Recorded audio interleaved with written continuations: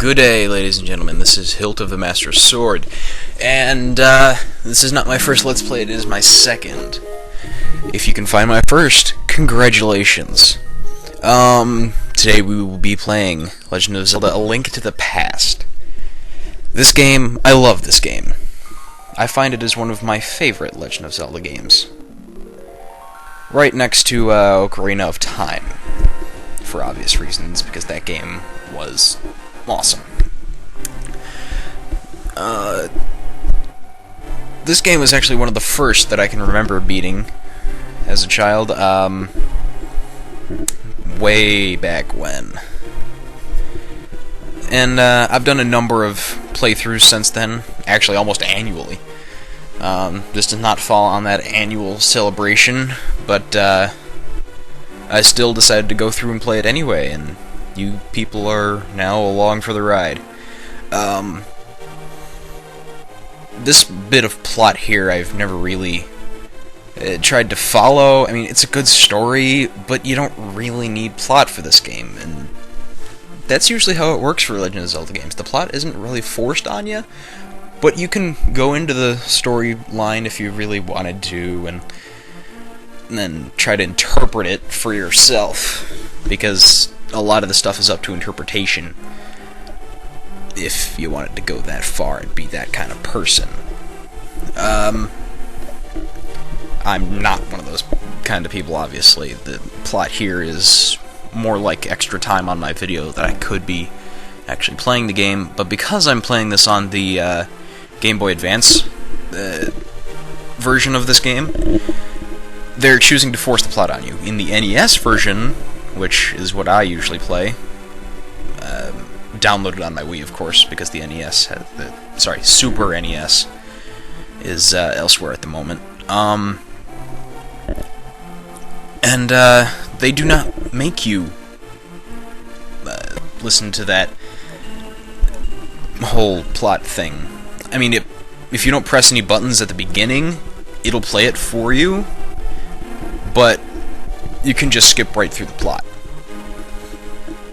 The fact that they made it an unskippable cutscene, it kind of makes me mad, but it's Nintendo being Nintendo. I'm not going to argue with them. It's still a great game, even with 2-3 minutes of plot thrown in at the beginning. And there we have Agnim, flashing his whole BAM kind of thing. I don't know what kind of spell that is, whether it's a teleportation spell or not. And here we have Zelda asking for help from our uncle. Now, Link's plot line, or Link's family line, is fairly small that we know of. I mean, right here we have Link's uncle. In Wind Waker we have his grandmother.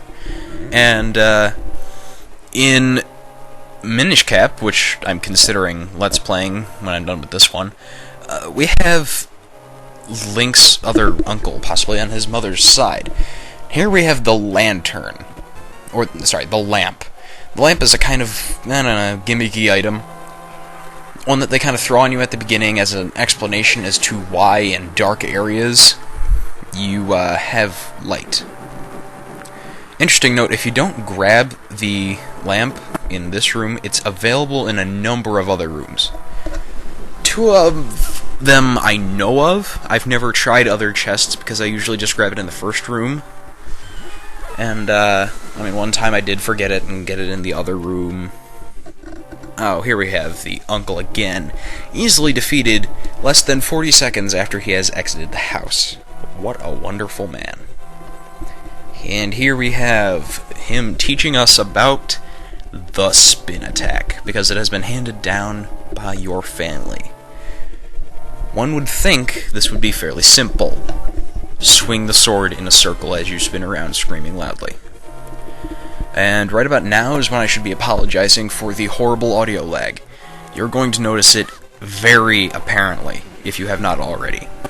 I hate to draw attention to my own flaws, but whatever. The recording I'm using, it does not work well. I will try to rectify this situation in the future. There's nothing else I can say on the subject. I mean, what else am I going to do? I'm going to keep trying to fix it, but Until then, you will have to deal with it, or go find somebody else's Let's Play, which I'm sure there's thousands of, and there's probably some better than mine. Happy digging, because you're going to be sifting through the internet. This hallway is very fun, because you can just walk past everything. I don't know why I always go to the left when I enter the main area. It's just something I do. I guess it's faster, maybe? Here's the first mini-dungeon area. We got our first key and our first map. We will throw those in the Fond Memories book. Sometimes I'll just walk around with my sword drawn because I know that the spin attack is more powerful than the regular attack and I can just spray it on enemies. However, more powerful than the spin attack yet is the pot. Now, the pot, if it had knocked that guy off, would have killed him. I will hopefully be able to demonstrate later the whole pot being stronger than your slashes thing. Very convenient to know, because it'll be powerful for a good while in this game.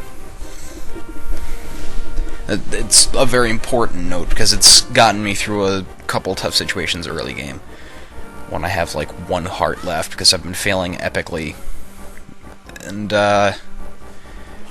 it's easy to get you out of stuff. Ooh, it's a puzzle. What unlocks these doors? Kill the guy. Blue guide chart.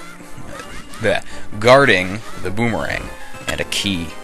Boomerang, very fun, very, very fun weapon.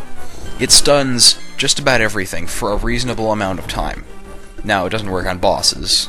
Of course, that would be too easy. Just throw a boomerang on Moldorm and he goes down. I wish. That's not going to happen. And here's the first boss room. And I'm trying to be really cool about this, but I am not the Fonz. I have a leather jacket, but I'm not the Fonz. Now here, if I can pull this off, hopefully. That's pot number 1. Yes, sorry, there we go. And pot number 2, you'll see, it takes him down in 2 hits. I don't know why I just walked away there. And that was kind of unneeded boomerang get, but whatever, it worked.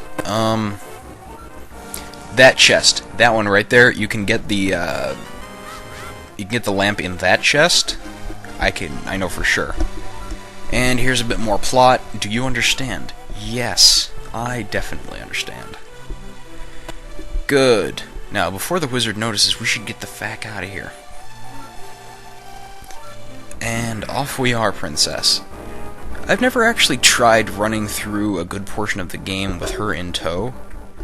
I mean, I'm sure there's a way to do it, and somebody hopped a fence in the game, but I'm not going to be one of the people that does that.